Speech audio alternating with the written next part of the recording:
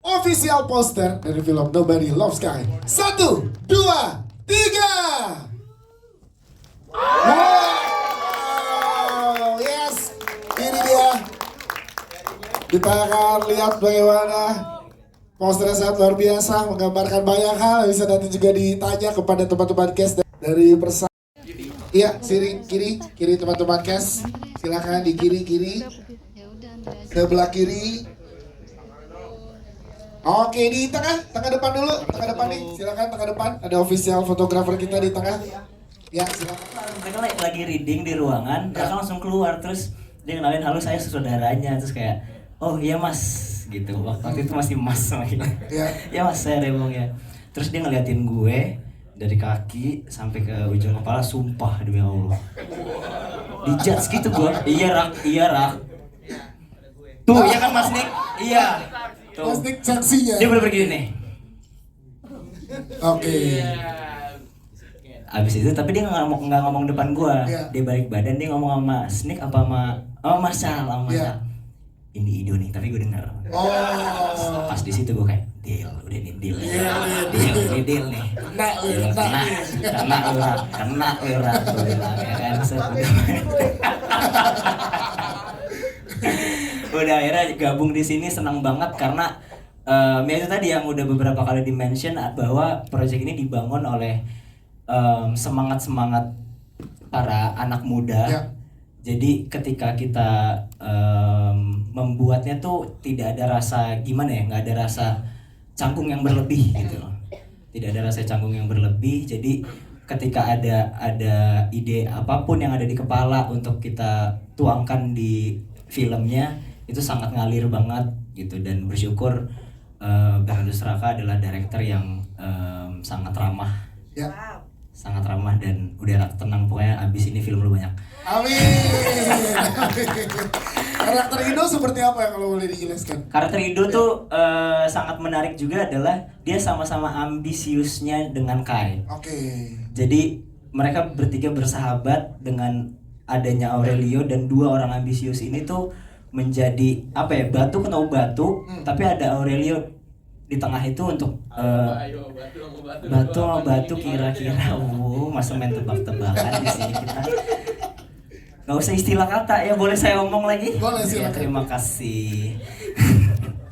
Jadi di situ menariknya. Jadi ketika kita develop karakternya juga bareng Bima sama yang lain, sama Raka juga. Jadi bagaimana kita memunculkan suatu dinamika di antara sebenarnya dua orang yang mirip gitu loh, tapi coping mekanisme yang berbeda. Ketika Ido dia ambisius, dia tahu apa yang dia mau, dia udah siapin jalan-jalannya supaya dia bisa dapat apa yang dia inginkan gitu. Sedangkan Kai, nanti Kai bisa jelasin sendiri. Ya, saya udah terlalu banyak nih ngomongnya. Jadi seru banget, ini project yang sangat saya nikmati ketika ngejalanin. Dan teman-teman yang lagi mengejar mimpinya kan. Iya benar. Itu jadi pentingnya. Iya, dan gue ngerasa karakter Kai ini hebat banget sih. Dia memang apa ya, dengan segala keterbatasan yang dia punya gitu. Bahkan dia HP aja harus dicas gitu, karena HP-nya tuh bakal mati kalau nggak dicas sama power bank. Jadi dia kemana-mana tuh bawa power bank gitu. Terus juga dengan apa ya, punya pressure dari orang tuanya, di mana orang tuanya sebenarnya kurang support Kai untuk menjadi pro player gitu. Tapi bagaimana dia bisa terus dedicate sama apa yang dia mau, apa yang dia kejar, dan yakin banget sama apa yang dia mau kejar tuh kayak menurut gue hebat banget sih. Dan dia berhasil akhirnya. Dan ada konflik persahabatan, keluarga, dan juga konflik diri sendiri. Seorang Bima Azriel membedakan. Oh iya sih pasti, karena ya gimana ya, Kai ketika di rumah, ketika dia bersama teman-temannya pasti segitunya mempressure dia, segitunya tidak percaya akan apa yang dia mau kejar gitu loh. Terus ya kalau sama teman-temannya, sama Ido, sama Aurelio, sama Amanda yang diperanin sama Aurora juga punya masalahnya sendiri-sendiri gitu. Jadi memang apa ya, karakter yang bermasalah lah nih karakter gitu sebenarnya. Bikin banyak masalah nih karakter gitu. Karakter gue Explore-nya gimana sih karakter Aurelio untuk seorang Joshua pada saat menerima? Explore-nya, pertama gue sangat tertarik untuk menerima film ini. Kenapa? Karena gue main Mobile Legends juga. Ya. Jadi gue tahu betul gimana dinamika mereka ini para e-sport dan para pro player. Dan gue cukup tertarik gitu kayak, wah gue berkesempatan untuk memainkan mereka gitu. Terus kalau pendekatannya ke Aurelio sendiri, awal di briefing bahwasanya gue sangat suka karakter Aurelio. Kenapa? Karena dia adalah layer di persahabatan yang secara konteks adalah kalian pasti punya mungkin persahabatan bertiga, persahabatan berempat. Aurelio ini cukup orang yang bisa mempersatukan mereka, tapi dia tahu betul gimana caranya menempatkan diri gitu.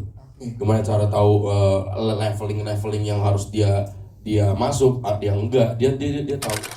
Kalau rapper tuh ngomong ada nadanya, udah ada beatnya, udah ada. Rasanya apa ya, kayak demi apa gue main film gitu sih. Itu yang paling gampang, ekspresi paling ringan untuk mengungkapkannya. Tapi kalau buat aku pribadi sih beneran jadi pengalaman apa ya, ini tuh bidang yang aku nggak pernah lakuin sebelumnya. Mungkin pernah kayak music video dan lain, tapi kan bobot dan bebannya beda ya gitu. Di sini belajar banyak dari teman-teman cast, dari teman-teman kru, sutradara dan lain-lain semuanya. Ya beneran gua jadiin momen gua jadi spons lah, semuanya gua serah. Yes, dan karakternya kalau boleh dijelaskan ke teman-teman media tanpa spoiler, karena tadi di trailer baru diintipin dikit nih karakternya. Tomo, namanya Tomo, karakternya dia seorang anak bermasalah dan dia tumbuh besar di lingkungan yang bisa dibilang dengan pola asuh yang cukup bermasalah, dengan pola asuh yang anaknya selalu bebas dari konsekuensi. Di situ gue ngerasain kayak, oh gini ya rasanya jadi orang tinggal kelas. Karena sebelumnya nggak pernah.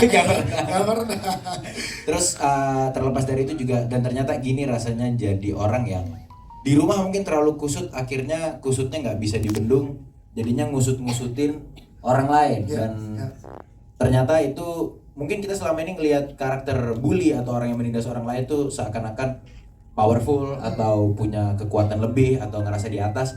Tapi waktu kemarin mainin jadi Tomo, ternyata itu perasaan yang hitam. Kayak wah ternyata ini hitam sekali untuk hati ya, kayak gini ya. Ternyata ini hidup yang berat gitu, jadi orang yang saking kusutnya di rumah harus ngusut-ngusutin orang lain di luar gitu sih. Dengan proses yang menyenangkan, tertarik lagi dan ketagihan untuk semoga ini bukan jadi judul film yang terakhir buat Bass Boy. Dan juga Aurelio yang diperankan sama Rebong dan Josia. Pertama kali jujur untuk kasusnya Rebong aku tidak menyangka bahwa akan match dengan Rebong gitu. Jadi pada saat proses casting Ido ini karakter yang cukup sulit untuk ditemukan gitu kan. Nah terus Rebong itu sudah menjadi salah satu list gitu dari casting director untuk dipropose ke aku. Tapi aku ngeliat Rebong ya, coba deh dipanggil gitu kan. Nah, cuman bentar dulu. Rebong boleh menanggapi bentar dulu ya. Nah, abis itu pas Rebong datang, aku baru pertama kali ngeliat dia, anjing ini Ido. Ini Ido gitu. Udah langsung kena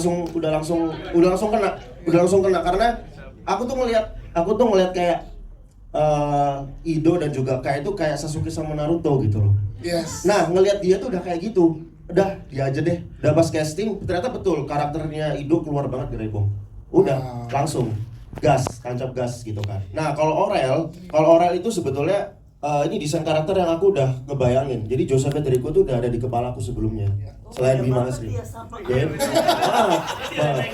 Enggak gitu loh. Emang Ido sulit banget, karakternya sangat kompleks. Nah, kalau Aurel nih aku udah ngeliat dia di filmnya Mas Yandi, Keluarga Cemara. Nah itu udah sangat stealing attention banget lah. Aku suka banget sama bagaimana Josia memerankan peranmu namanya sih Ju? Ya itulah. Aku udah suka banget sama dia. Udah akhirnya Aurel langsung. Sedangkan kalau Bima memang aku udah pernah kerja sama dia pertama dan di film pendek kita juga udah connect, terus udah berteman juga. Akhirnya ya udah, kenapa nggak Bima gitu. Bima emang sudah sangat merepresent karakter Kai di sini gitu loh. Kenapa kita kasih gaya bebas ya, boleh? Silakan. Nice. Terlalu bebas nih. Proof them wrong. Terima kasih tepuk tangan sekali lagi untuk teman-teman cast dan filmmaker. Terima kasih, kami persilakan teman-teman cast dan filmmaker.